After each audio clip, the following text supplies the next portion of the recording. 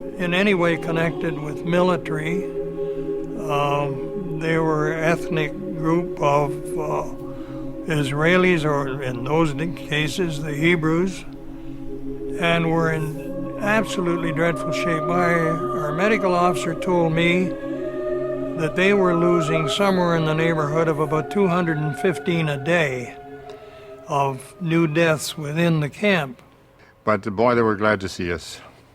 The crossing of the Elbe River in Germany was our last final major battle. And they sent one brigade up to liberate Denmark, and the other one they flew to Norway to liberate Norway.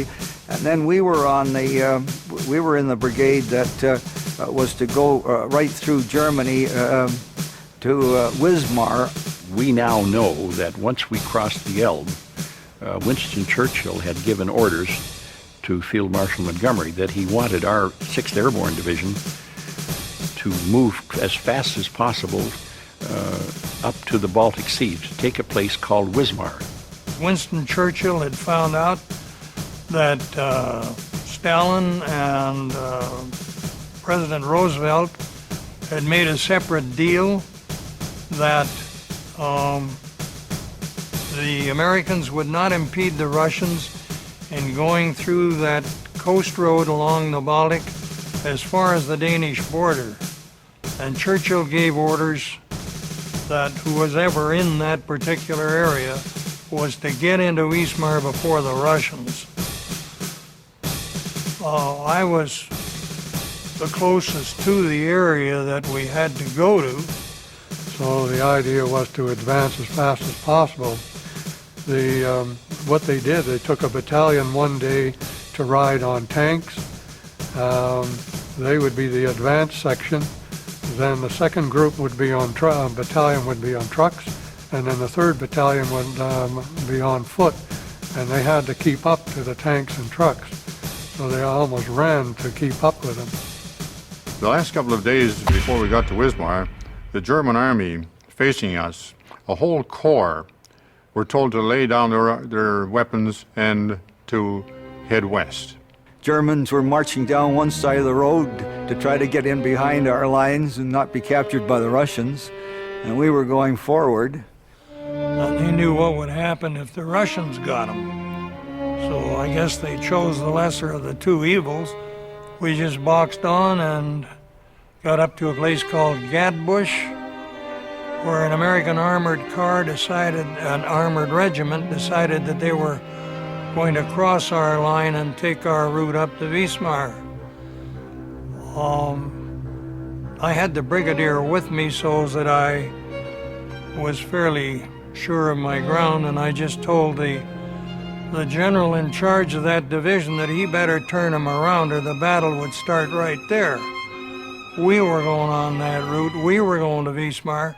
He was on the wrong route, and he should have been going up on the main highway off Lake Schwerin. By God, he backed down. So on we went. There's a village, small town just before Wismar. We were riding in trucks, and the front of the column was open, and the Germans opened up on them. So we all jumped, piled out of the side of over the side of the trucks. I tore through this gate, saw a movement, fired, and then got the shock of my life. Behind the hedge were all the young Germans with their bazookas and machine guns and guns aimed at our column. Their orders were that if it was Russians, they were to open fire. If it was American, or British, or Canadian, they were to surrender. So fortunately, but I guess what happened is one of the fellows that was on the ground got nervous and took off, and I just reflex, I fired and hit him through the head. But I don't know whether that was one of the last shots fired or not. Anyway, they became prisoners. The column moved off again. We ran into prisoners that we could barely hope to contend with. We just put them on the road and said, go that way. And if needs be, we'll send a corporal with you. But we don't need any armed guard. And suddenly we had these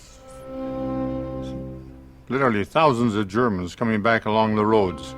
We just tell them to dump their weapons on the side of the road and keep going. At that stage. That was an incredible day. Some of them were rather funny when, I suppose, of almost a general rank would determine that he would give his sword to the general officer of our battalion, but we didn't have a general officer. So generally the troops would say, well, I'll take your sword and see that he gets it. Well, I guess that's hanging on somebody's wall here in Canada. We ran out of gas with the tanks at a town called Lutzow, just outside of Wismar. We had the spare gasoline cans from the transporters all moved up to the tanks, and the fuel that they used, that the transporters used, was different than the high-octane stuff that the tanks used. So when we started the column up again, geez, we went away in a cloud of smoke.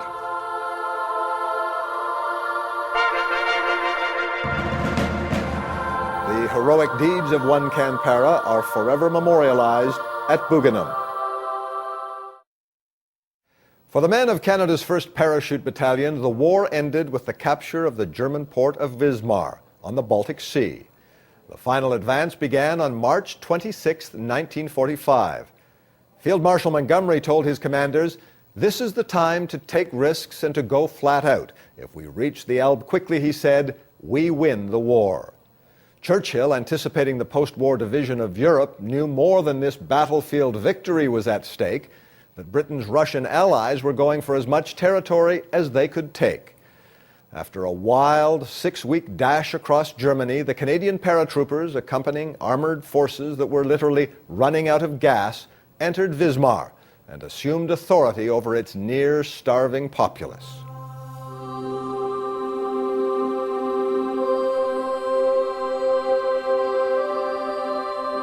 But anyway, we got into Wismar. The resistance was minimal. There were a few German soldiers around, but very quickly they surrendered. But we took control. Our battalion, the Canadian battalion, were the first to enter Wismar. As soon as our battalion got into Wismar, which is right on the Baltic, we set up checkpoints along the highway, as we knew the Russians were coming towards us, and we didn't want the Russians to go any further. I first put a section there and then had to reinforce it with another section of men because we were suddenly overwhelmed by refugees coming from the eastern zone. Well, the first thing they realized before any Russians came down the road were swarms of ex-prisoners of war. Some of them were Brits who had been in prison since Dunkirk.